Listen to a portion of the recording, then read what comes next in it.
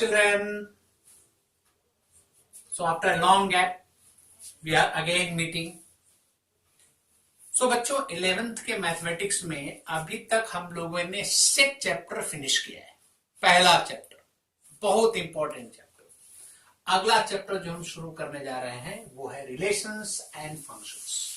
This chapter is dependent on the previous chapter. It is quite related. So ये chapter start करने के पहले आप लोग 10th में कुछ चीजें पढ़े हुए हैं, उसका हम जरा जिक्र करेंगे और उससे कोरिलेट करने की कोशिश करेंगे. पहला टर्म जो आता है रिलेशंस फंक्शंस में वो होता है ऑर्डर्ड पेयर. ऑर्डर्ड पेयर क्या होता है? 10th में आप लोगों ने पढ़ा बच्चों. एग्जांपल देंगे हम. जैसे हम बोलते हैं कि coordinate of a point P is 2, 3.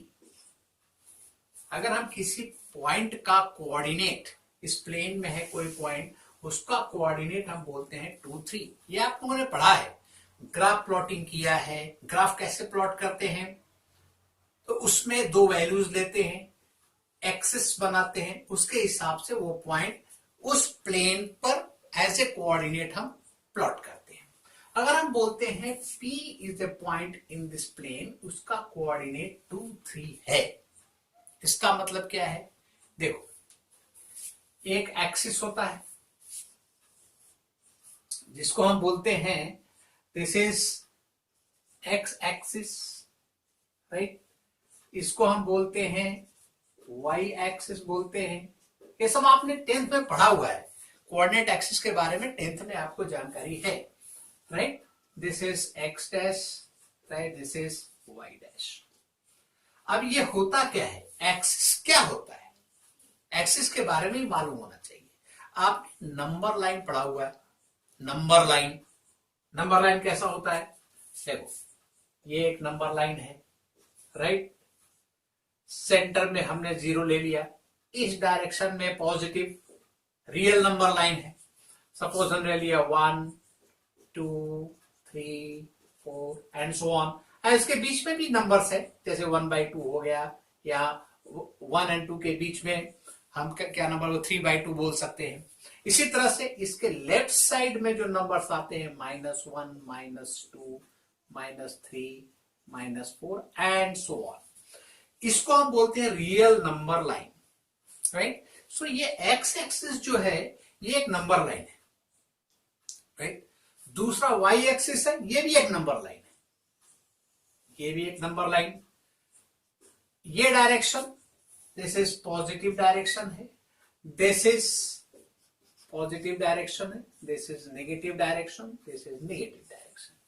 ये आपको पता है. इस नंबर लाइन में 0 यहां पर है, 1, 2, 3, 4, 5, 6 इस तरह से, राइट. इस तरह से वेरियस नंबर्स है. उसी तरह से डाउनवर्ड नेगेटिव डायरेक्शन में हम बोल सकते हैं 3, 4, 5, 6, -1, -2, -3, -4, -5 and so on. So this is the number line which are perpendicular to each other. इसको हमने क्या बोल दिया? एक्स एक्सिस बोल दिया. इसको बोल दिया वाई एक्सिस. ये दोनों नंबर लाइन ही है, राइट. सो हम जब कोऑर्डिनेट, अब यही नंबर लाइन इधर में है, ये नंबर लाइन इधर में है. अगर हमने बोला कि this is the point Q, इसका कोऑर्डिनेट कितना है? 5, 6 सपोज ये बोला.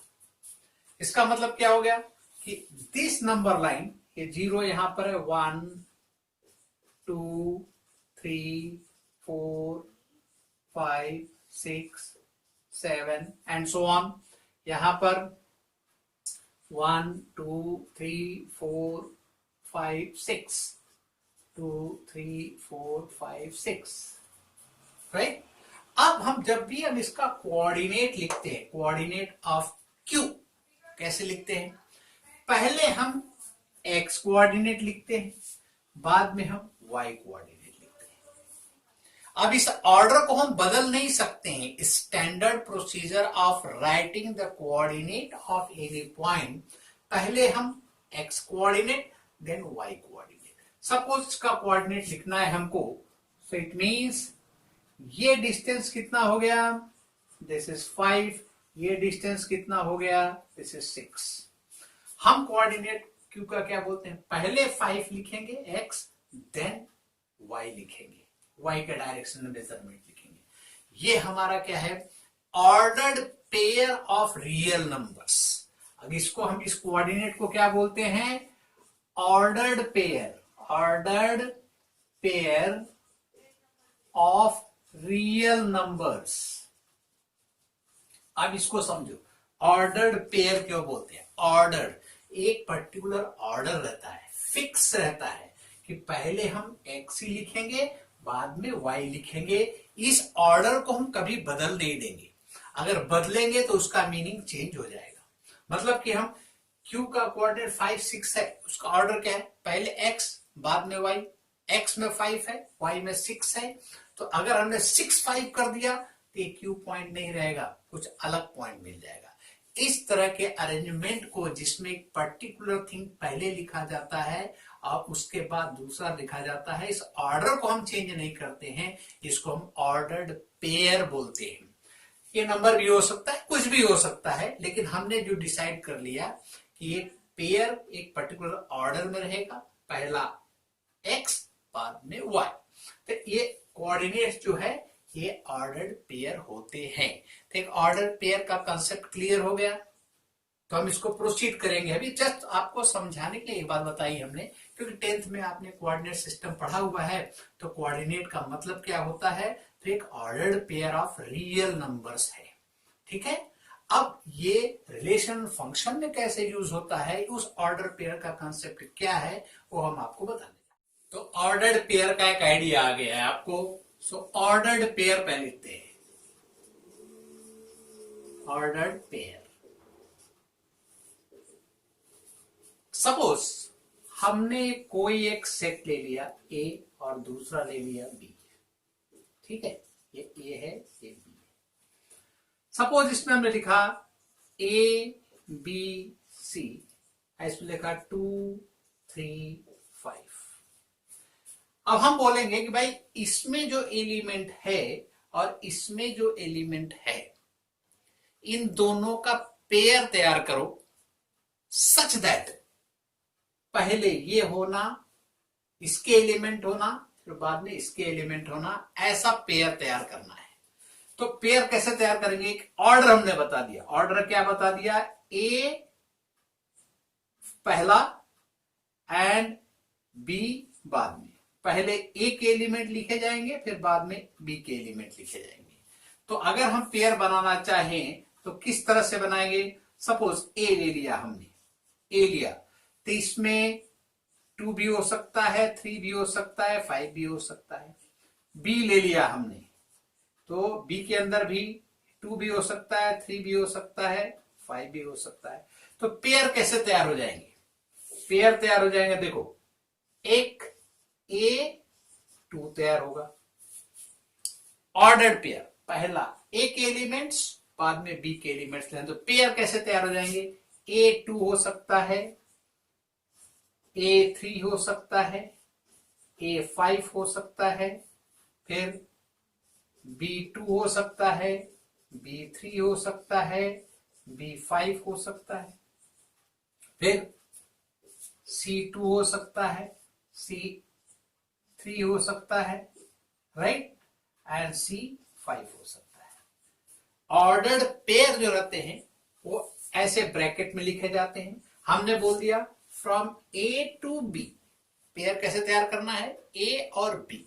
सो पहले A के एलिमेंट्स लिखेंगे, बाद में B के एलिमेंट्स लिखेंगे।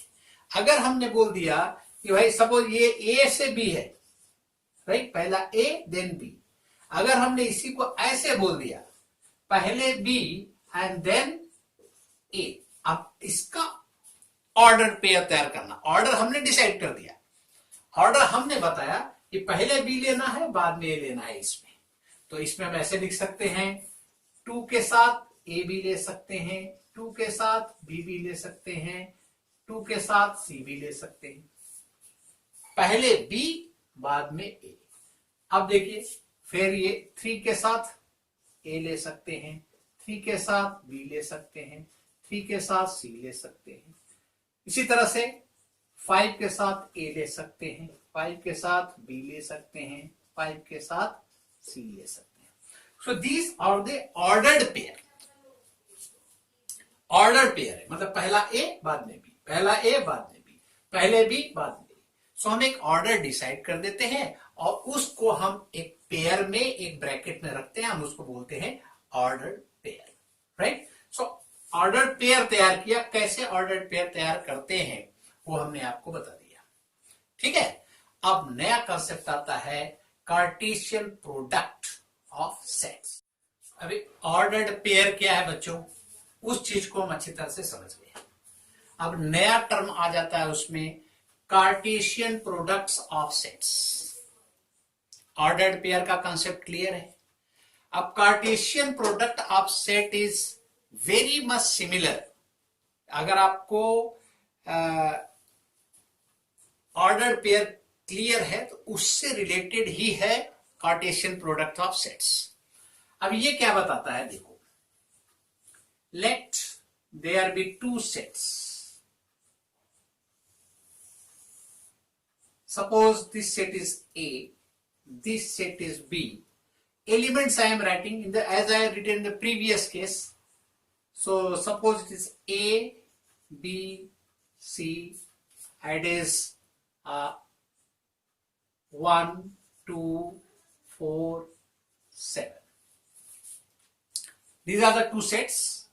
And elements of these two sets are A, B, C of A and 1, 2, 4, 7 that is of B. So we have to find the Cartesian product of these two sets. First I will explain, then I will write the definition. लिखने का तरीका क्या है? Cartesian product is written as A cross B. It means A cross B. It is telling both the things. एक product भी बताता है, right, Cartesian product बताता है, और इसमें ऑर्डर भी बता रहा है कि पहले एलिमेंट हमको ए का लेना है, फिर एलिमेंट बी का लेना है, राइट। कितने ऑर्डर्ड पेयर तैयार हो सकते हैं इसमें, और उसका जो सेट तैयार होगा, that is called the Cartesian product of sets.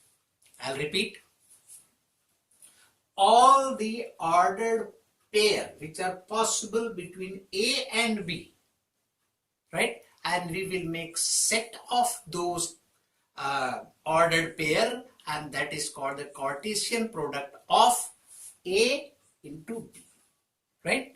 See, A into B, A cross B will not be equal to B cross A. How? That I will let you know.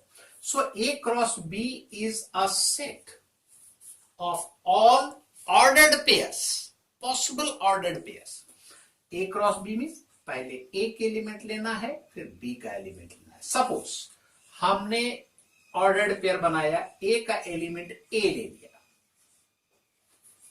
So A के साथ B में सबको जोड़ सकते हैं। For example, A को एक pair ये बनेगा, एक पेयर ये बनेगा, एक पेयर ये बनेगा, एक पेयर ये बनेगा, दूसरा एक पेयर ये बनेगा। बी के साथ भी ऑर्डर्ड पेयर बनेंगे, फिर सी के साथ भी बनेंगे, राइट। तो ये पेयर इस तरह से बनेंगे। तो हम कैसे लिखेंगे, ए को 1, 2, 3, 4, 4 एलिमेंट है, चारों एलिमेंट ए के साथ जुड़ेंगे तो A1 बनेगा, पहला ऑर्डर्ड पेयर। दूसरा ऑर्डर्ड पेयर बनेगा A2 बनेगा, तीसरा बनेगा A4 बनेगा, ठीक है, फिर A7 बनेगा। सिमिलरली फॉर बी के लिए जाएंगे हम, तो B1, B2, B3 and it is B4 in fact. So here B7, ऐसे ऑर्डर पेयर बन जाएंगे, पहले A का एलिमेंट देन B का element. Here again for C1, C2, C4 and last one C7, करली ब्रैकेट के अंदर रख दिया। This is the set of what, ordered pair from A to B, A cross B, ये जो बना हमारा, it is called the Cartesian product of A and B. अगर अपने को यही बी क्रॉस ए लिखना है, बी क्रॉस ए लिखना है, तो कैसे लिखेंगे? Just reverse, arrows from 1A 1B 1C 2A 2B 2C, इस तरह से एरो बनेंगे। Arrow representation of Cartesian product is this, A cross B ऐसा है, where A1 is not equal to 1A, 1A जब करेंगे that will be the element of B cross A. So B cross A के elements कौन कौन से हो जाएंगे? पहला 1 लिया, राइट, तो 1 लेंगे तो A हो सकता है, राइट, सो 1 के साथ B हो सकता है, 1 के साथ C हो सकता है। फिर 2 ले लेंगे, 2 के साथ A हो सकता है, 2B हो सकता है, 2C हो सकता है। इसी तरह से 4 लिया, 4A 4B 4C, last one 7A 7B 7C, that will be cross A. Now you see, जो हम ऑर्डर्ड पेयर देख रहे हैं, A1 is not equal to 1A. It means A cross B is not equal to B cross A. ठीक है, तो Cartesian product का concept clear हुआ, तो एक्सप्लेनेशन क्लियर हो गया। अब इसको in general suppose set builder form में इसी को लिखना है। ये तो हमने रोस्टर मेथड से लिख दिया, लिस्टिंग मेथड से लिख दिया, सभी एलिमेंट ले लिए इसके। सो कार्टेशियन प्रोडक्ट जो रहता है A क्रॉस B, क्या है ये? हमने क्या बनाया? It is the set, curly bracket के बीच में कुछ एलिमेंट्स लिखे हैं, means A cross B Cartesian product of two non empty set, non empty sets. A and B are non-empty sets. If A and B are two non-empty sets,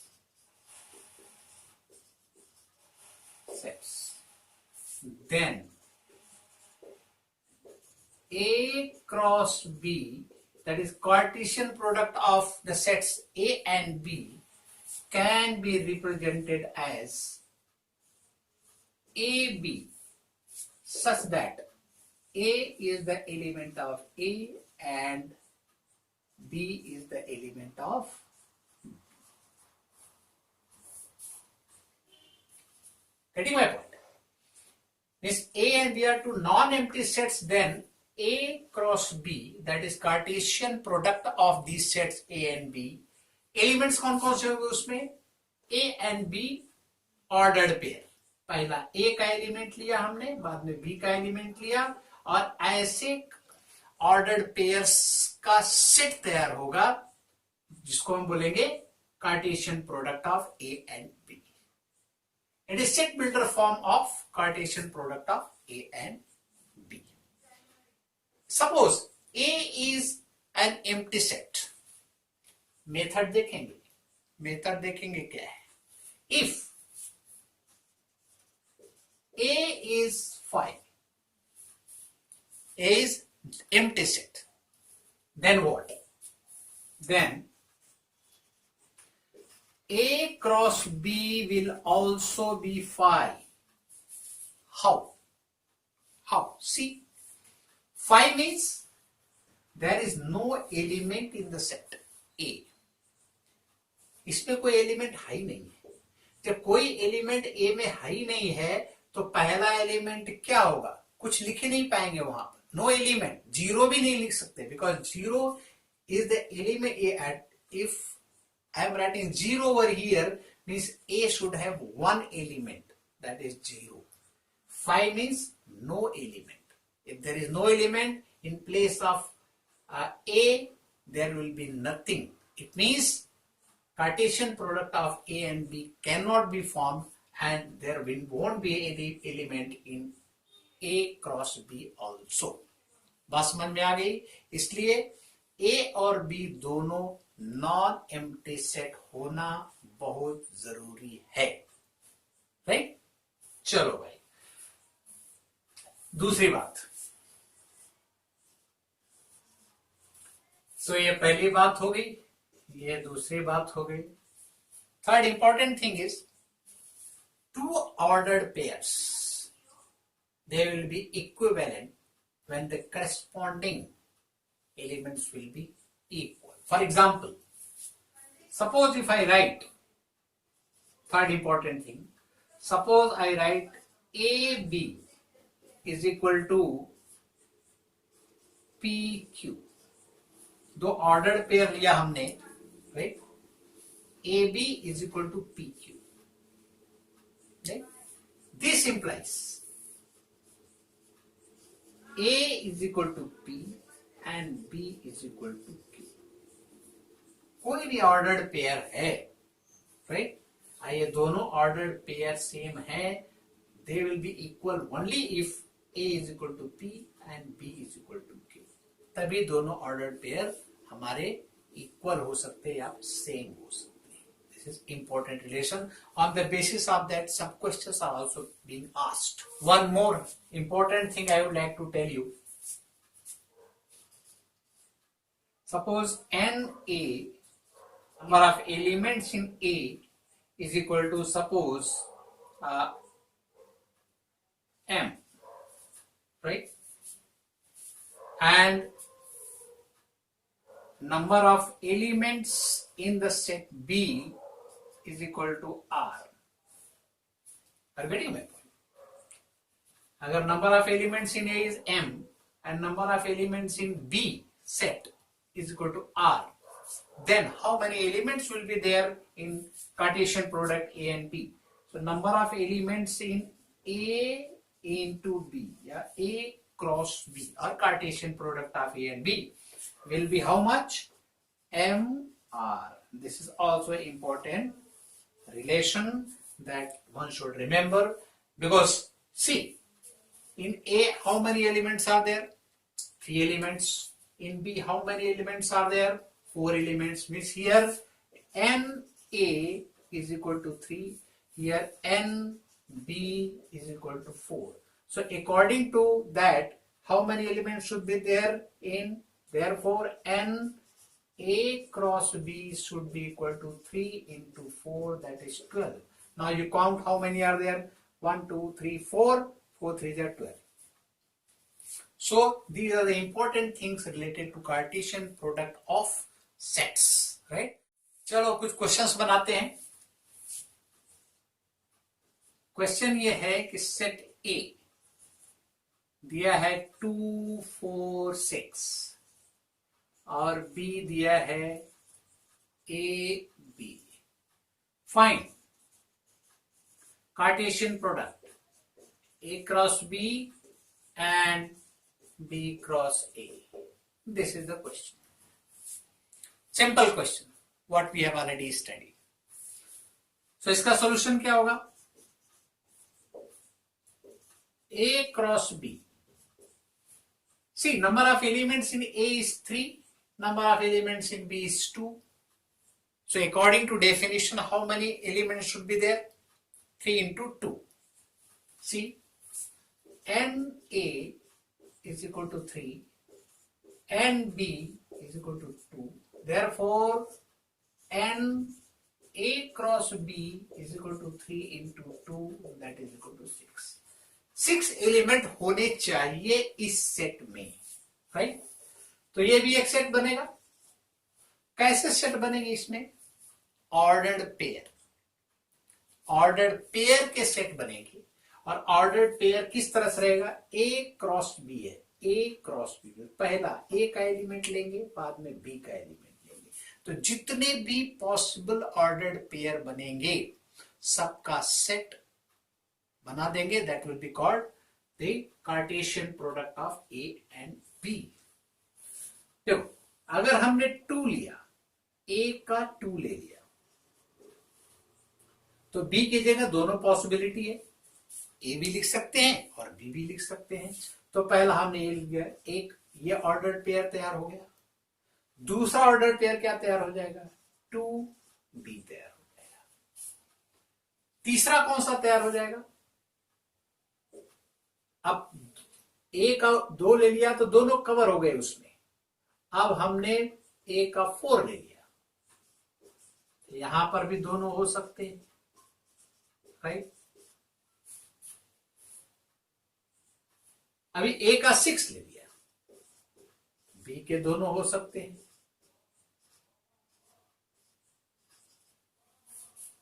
ए के सभी ले लिए, बी के सभी हो गए, तो only this much elements are there. तो हमने बताया एन ए क्रॉस बी कितना होना चाहिए, 6। You just count 1 2 3 4 5 6, right. अभी बी क्रॉस ए देख लेते हैं, बी क्रॉस ए, बी पहले बी ले लेंगे, बाद में ए के एलिमेंट ले लेंगे। तो पहला सपोज हमने बी का ए ले लिया, ए, तो बी की जगह 2 4 एंड 6 कुछ भी लिख सकते हैं। Second, first and second, first will be from B, second will be from A, तो यहां पर 2 हो जाएगा। फिर ए अगर इसका ले लिया तो ये 4 हो सकता है, इसका ए ले लिया तो ये 6 हो सकता है। सिमिलरली अगर हमने बी लिया तो इसका 2 हो सकता है, ये बी का 4 हो सकता है, बी का 6 हो सकता है, ठीक है। So this way we can find the Cartesian product of 2 sets. Very important, क्योंकि आगे जो हम रिलेशन फंक्शन बताने वाले हैं, it starts from Cartesian product of 2 sets. इसको अच्छी तरह समझ ले तो आगे की चीजें बहुत आसान हो जाएंगी, ठीक है। अब देखो यहां 2a है, यहां a2 है, क्या ये दोनों एलिमेंट सेम है, नहीं, ऑर्डर डिफरेंट है, ऑर्डर बदल गया, वैल्यू इन दोनों का चेंज हो गया। जैसे हमने आपको बताया था कि सपोज किसी p का कोऑर्डिनेट जो है 2 4 है, तो दूसरा अगर हमने इसको 4 2 लिखा coordinate of the point, so this will not be the same 1, right, same नहीं रहेगा, ये q अलग पॉइंट बन जाएगा। तो 2 4 this ordered pair is not same as the other one. कैसे, देखो अगर इसको हम ग्राफ प्लॉट करें हैं, अगर इसका हम ग्राफ प्लॉट करेंगे 0 1 2 3 4 5 6 7, 1 2 3 4 5 6, 1 2 3 4 5 6 7 कर दिया, 1 2 3 4 5 6 कर दिया। अगर हमको पॉइंट P को प्लॉट करना है 2 4, ये एक ऑर्डर्ड पेयर है, ऑर्डर्ड पेयर में पहले हम x को लेते हैं, फिर बाद में y को लेते हैं। ये आपने 10th में पढ़ा है, हमने शुरू में वो एक्सप्लेन भी कर दिया है आप लोगों को। सो अगर ये पॉइंट्स को प्लॉट करना है तो कैसे करेंगे, C means x is 2 y is 4, x को 2 ले लिया, y 4, तो ये पॉइंट कहीं यहां पर आएगा, right. This will be the point P, that is 2 4। अगर हम 4 2 को प्लॉट करेंगे, that will not be the same as same point, ऐसा नहीं रहेगा, लोकेशन चेंज हो जाएगा उसका। 4 2 1 2 3 4 एंड 2, ये पॉइंट कहीं यहां पर आएगा, this will be Q, that is 4 2. So what do we observe? If 2 4 is not same as 4 2, order change हो गया, उसका पोजीशन चेंज हो गया। पोजीशन चेंज होने का मतलब क्या होता है कि it is not indicating the same point. अगर ये सेम पॉइंट बताता था ये कोऑर्डिनेट भी, तो हम बोलते थे कि 2 4 इज इक्वल टू 4 2, लेकिन जैसे हमने ऑर्डर चेंज कर दिया तो ये पॉइंट का लोकेशन चेंज हो गया। It means 2 4 is not as equal to 4 2। अब देखो यहां पर क्या है, इसके एलिमेंट्स देखो और इसके एलिमेंट्स देखो, यहां पर 2a है और यहां पर a2 है। Since 2a is not equal to a2, it means these two elements are not same. Similarly, these two elements are not same. 2b, here it is b2. It means, in short, I can say that the set A cross B is not equal to B cross A. ये हम बताना चाहते थे कि ये Cartesian product of sets is not equal to this Cartesian product of sets A and B. ठीक है? Concept of Cartesian product is clear. So we will proceed further. So we will meet again with a new thing, new problems, new concept. Till then, all the best. Take care of you.